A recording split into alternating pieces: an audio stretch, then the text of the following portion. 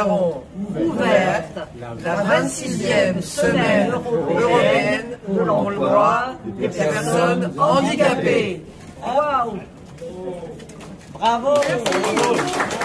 Boire un café, non, excuse-moi, il y en a quelque chose à faire. Je me dis, viens pour discuter, pourquoi tu me dis boire un café? Tu me dis, non, le dégage, c'est mieux. Ça fait 6 mois. Jusque le conseiller de Cap d'emploi, 2 fois rendez-vous, et le 2 fois discuté avec le rendez-vous, et le 3e, me donner le droit de travailler. Merci Dieu, je suis bien. Pas content, très content. Personne ne me dit pourquoi tu marches mal, personne, même maintenant.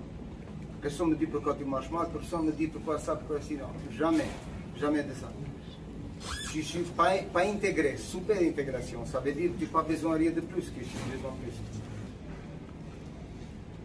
Alors effectivement, une fois que j'ai obtenu mon diplôme, je me suis mis à chercher du travail et que ce soit les candidatures spontanées ou les entretiens, enfin ça n'a rien donné.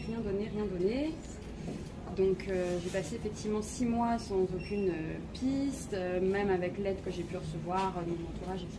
Puis une amie m'a proposé, d'aller voir l'association ARIS qui aide les personnes sourdes à trouver du travail. Donc je me suis rendue, c'est à Paris, et j'ai discuté avec quelqu'un qui j'ai expliqué mes difficultés.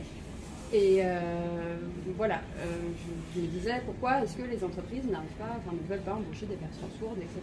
Bref, il m'a proposé donc ce stage, comme je vous disais, pour le lendemain chez Prêt à Manger.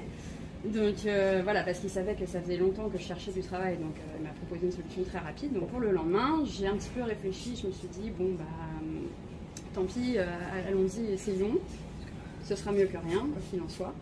Et finalement, voilà, j'ai été embauchée et j'étais un peu jeune au début, j'étais un petit peu maladroite, donc j'ai eu besoin aussi de formation, j'étais un petit peu perdue.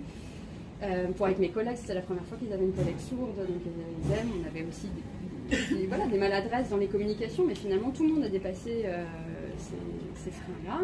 Petit à petit, les choses ont commencé à aller mieux.